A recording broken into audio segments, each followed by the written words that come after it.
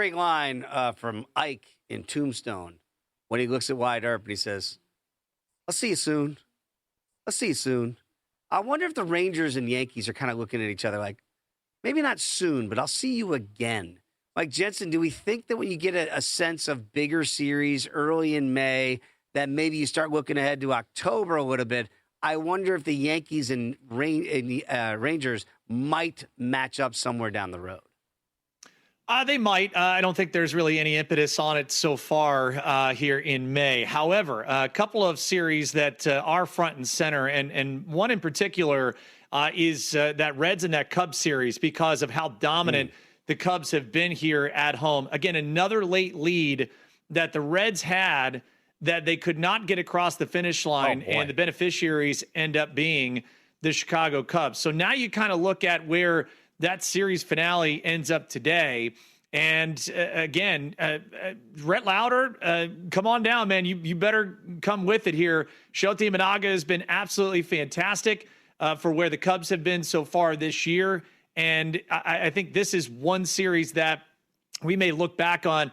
Reds entering the week in first. They're now in last and 5 games back of a Cubs team that stands at 25-12. All of a sudden, 3.5 games ahead of the St. Louis Cardinals. Couple of places already in pocket for me. Matinee affair out west in the desert. Low-scoring affair for the Pirates and the Diamondbacks behind an absolute gem from Paul Skeens and a 1-0 win yesterday. I think we do see some runs here today, Dave. We're going to play the Pirates and the Diamondbacks over 8.5 at minus $1.41. Mitch Keller getting the ball today for the Buccos. The Pirates have come and swing it in support of him. How about averaging nearly 5 runs of support in those Mitch Keller starts? And Dave, 9 total runs have been scored combined in his last 3 consecutive starts. Something to factor in there. On the Arizona side, they are 17-11-2 to the over in non-divisional games. And so a trend that may get back on the right side of things here in our over 8.5 play in that series finale at Chase Field. We talked with Greg Peterson earlier in the show. You and I have been kind of looking at ways to exploit the Nationals pitching staff. We got a good one here in the nation's capital to do so in a matinee series finale today. The Nationals, the best team in the National League to the over, 23-12-2. Jake Irvin going to get the start. How about, Dave, 3 home starts for Jake Irvin this year? There has been at least 6 runs or more scored by the opposition in all 3 of those Jake Irvin home starts at Nationals Park. Even better, Simeon Woods Richardson, who will get the ball for Minnesota this afternoon. Last 2 starts have been bumpy for him, too. He's allowed 10 total runs in those 2 outings. Let's play the over 9 and the Twins and Nationals game at minus $1.15. Those 2 plays in pocket so far to start our daily diamond slate. Getting back to the Cubs and the Reds here, because, you go back 6 games ago and the Reds were in first place. And now 6 games later, they're tied for last place. That's how tight this division is. They're at 20-17, tied with the Buccos, ironically, for last place.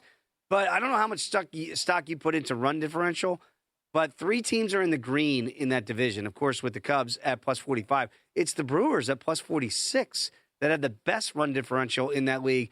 And then the Pirates at plus 23. The Cardinals just a little bit underwater at minus 1 run, and the Reds at minus 25. Jensen, how much stock do you put that as a forecaster of what might be coming? Yeah, it's something we always look at, and one, too, to remember that we talked about earlier in the week is the expected win-loss record there versus the actual win-loss, and that expected win-loss is predicated off of those runs scored versus runs allowed, thus getting to the run differential. It made me think real quickly of not only how St. Louis has started. They should be 18-18 right now at a minus 1 run differential. They're 21-15. We look at teams too, Dave, the record against teams above 500. I do put some stock in where St. Louis is at. They're 7-2 against teams with a better than 500 record. Let me go back to the Yankees, who are 1-5 against teams with a better than 500 record. Yet the team chasing them, the Tampa Bay Rays, just a half game back, they're 5-1. Rays are going to be in Boston tonight, and they will take on a beleaguered Red Sox team. Again, obviously not above 500, but always looking at these certain statistics that might be able to give you a little window into where you can play certain matchups or look at certain series. The Rays have been phenomenal winners of 6 in a row and 9 of their last 10.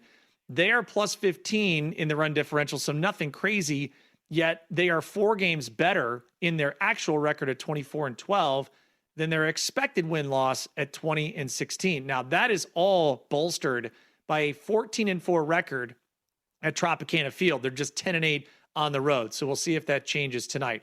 Wanted to give you a couple of player props that popped. You mentioned that Rangers and that Yankees game. There are a couple of guys that are very much popping on the Opta AI player projections, and one of those is Evan Carter. 1 or more hits, runs, RBI, minus $1.53 right now. Opta AI projecting Evan Carter for 2 or more. Also in the total bases market, I wouldn't go there from where Opta AI is. But Jose Caballero, remember, Anthony Volpe got optioned to AAA in Scranton Wilkes-Barre when he got activated off his rehab because Caballero has been absolutely swinging it. Nice little spot here. Opta AI giving nearly a 20.5% edge on his hits, runs, RBI prop. Over 1 or more is minus $1.56 on DraftKings. Opta AI projecting him for at least 1.5. One other one that I would look for is Jacob Wilson out there with the Athletics in Philadelphia later on tonight. Opta AI has him rated very highly in the hits, runs, RBI market. 2 or more at minus $1.18. They've got him, Dave, projected upwards of 2.5. You could go one of 2 ways here. I wouldn't advocate for the total basis. I'd stay with the hits, runs, RBI because you got 3 different categories you can get in there. But that's a pretty significant differential right there. And he has been hot. Last 5 games, he has hit at a 60% rate at 2 or more. The last 10, Dave, he's hit at a 70% rate or more. So looking at that matchup tonight, that's going to be JT Ginn against Andrew Painter. So Jacob Wilson might be a player prop you want to look at in the hits, runs, RBI market tonight. You know, I've been watching the Royals like a hawk. Felt pretty good at the beginning of the week. Not so great at the end of the week with Noah Cameron having to skip a start. And then we saw Cole Reagans go out yesterday. We'll find out about his availability, if he's available in the near future or not. Slate Ciccone is going to be going today for the Guardians against Seth Lugo. Right now, the Royals are about $1.43 betting favorite.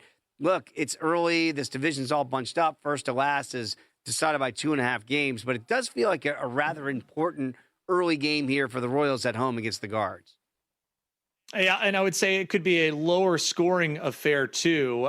When you look at where some of the unders are, period, it has been Kansas City as a spot where you could definitely take advantage of that. Just as far as home games go, when you look at over-under records, they actually have been a little bit more to the over, but I actually like Seth Lugo in this point for some run prevention. The worry is Slate Ciccone has not been good whatsoever.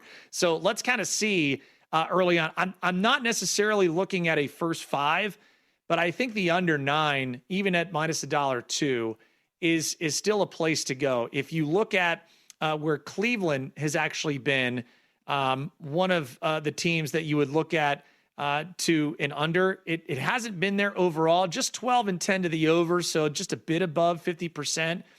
But when they have been a dog on the road, they're just a game above on the over, too, at 7-6. I would much more look at Seth Lugo being able to continue to dominate, but an overall under there, especially in a day game there on a getaway day, I think run suppression definitely going to be present there at Kauffman Stadium.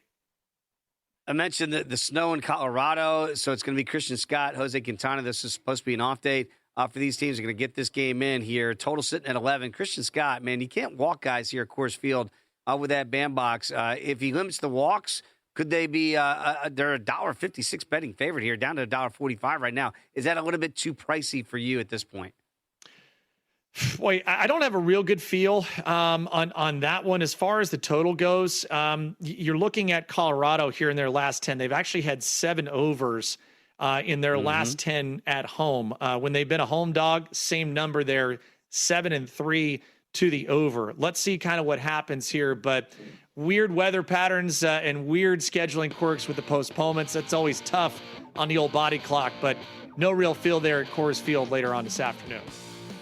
Mets trying to get right. And remember, they got not a great series with the Rockies back home, trying to flip the script here on the road in Colorado. All right, when we come back, let's talk some puck. Chris Meany is going to join us next year. Always great to have Chris's perspective on the Stanley Cup playoffs right here on VSiN by the Books.